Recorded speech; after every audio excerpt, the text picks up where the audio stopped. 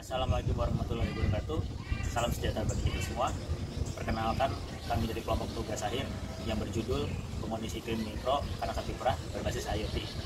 Saya Muhammad Lutfi dengan NIM 2106011714066. Saya Reksi Dato Meswara dengan NIM 210601117130095. Saya Haris Ijidin Yusuf dengan NIM 210601117130075. Berikut video mengenai tugas akhir kami. Latar belakang dari tugas akhir kami yaitu berhubungan dengan sapi perah. Sebagian besar peternakan sapi perah yang ada di Indonesia adalah sapi fresh Holland yang berasal dari Eropa dengan kondisi suhu 13-25 derajat Celcius serta kelembapan antara 50-60%. Produksi ternak sapi fresh Holland dipengaruhi oleh beberapa faktor, antara lain faktor keturunan, pakan, pengelolaan, perkandangan, kesehatan, dan lingkungan. Dari faktor lingkungan ini dipengaruhi oleh suhu, kelembapan udara, radiasi, dan kecepatan angin. Dari faktor ini, itu ada hubungannya dengan tingkat stres dari sapi. Dan tingkat stres sapi ini ada hubungannya dengan produksi susunya. Ya, ini adalah pembagian kerja dari tugas akhir kami. Bagian pertama adalah garis yang berwarna merah, yang dikerjakan oleh Muhammad Lutfi, yaitu saya sendiri dengan judul perancangan hardware, wiring, serta pengukuran suhu dan kelembapan pada sistem pengondisi iklim mikro kandang sapi perah. Bagian kedua adalah garis yang berwarna hijau, yang akan dikerjakan oleh Reksi Dato Meswara dengan judul perancangan komunikasi IoT dan kontrol otomatis sistem pengondisi iklim mikro kandang sapi perah. Bagian ketiga adalah garis yang berwarna oranye, yang akan dikerjakan oleh Haris Ijidin Yusuf dengan judul perancangan aplikasi mobile web berbasis PWA dengan framework Ionic Angular pada sistem pengondisi iklim mikro kandang sapi perah. Bagian pertama adalah bagian saya, Muhammad Lutfi, dengan judul perancangan hardware, wiring, serta pengukuran suhu dan kelembapan pada sistem pengondisi iklim mikro kandang sapi perah. Perancangan. Yang pertama adalah sistem pengukuran suhu dan kelembapan. Ada dua sensor yang digunakan. Yang pertama adalah sensor DS18B20 digunakan untuk mengukur suhu pada tangki atau ember air.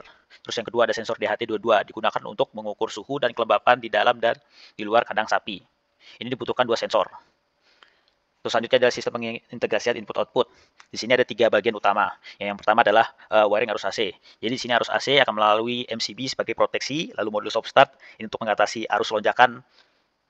Terus selanjutnya di sini ada saklar tukar yang memiliki tiga mode, yaitu pertama mode off, mode manual on, dan mode control relay.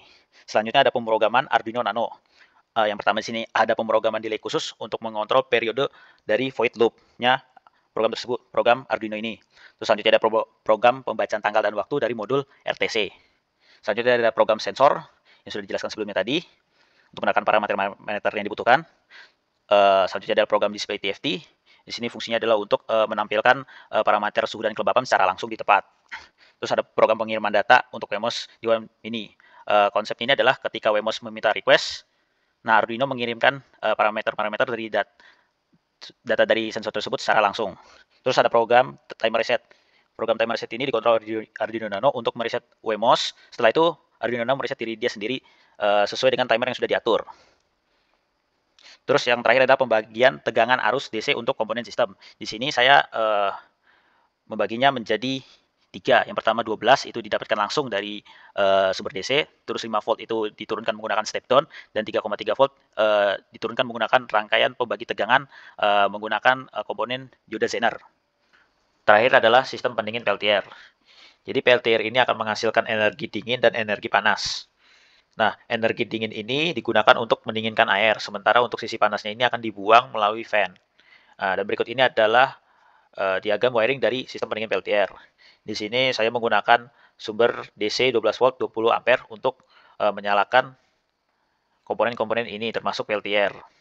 Bagian kedua adalah perancangan komunikasi IoT dan kontrol otomatis. Pada arsitektur IoT terbagi dalam 4 bagian, yaitu bagian sensor, bagian aktuator, bagian jaringan, dan bagian aplikasi. Pada bagian sensor, data yang diterima microcontroller akan dikirim ke bagian jaringan menggunakan komunikasi serial.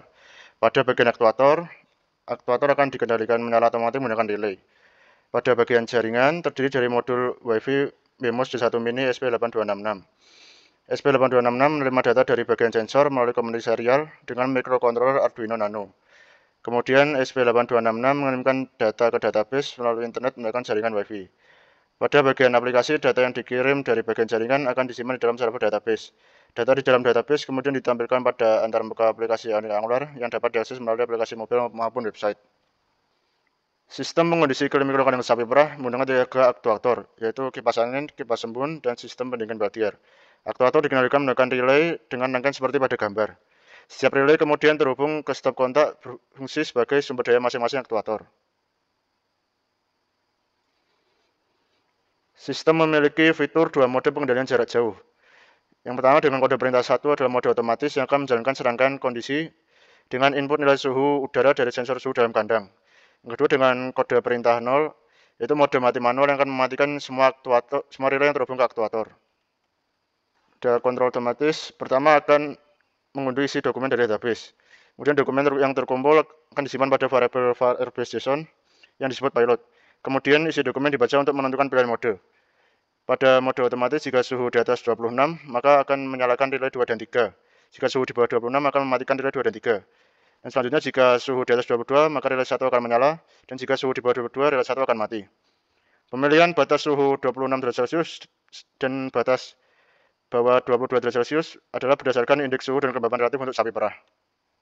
Ya, selanjutnya bagian ketiga, yaitu bagian saya, Haritz Cidin Yusuf, dengan judul Perancangan Aplikasi Mobile Web Berbasis PWA dengan Framework Ionic Angular pada Sistem Pengkondisi Iklim Mikro Kandang Sapi Perah. Untuk perancangan aplikasinya itu sendiri, saya menggunakan diagram use case. Nah, untuk diagramnya itu dapat dilihat pada tampilan, yaitu pengguna terverifikasi dapat melakukan beberapa hal pada aplikasi mobile web, yaitu antara lain yang pertama melakukan login, yang kedua melihat kondisi suhu dan kelembapan kandang sapi, yang ketiga melihat kondisi cuaca di Boyolali, lalu mengatur mode kontrol, dan melihat riwayat kondisi suhu dan kelembapan kandang sapi.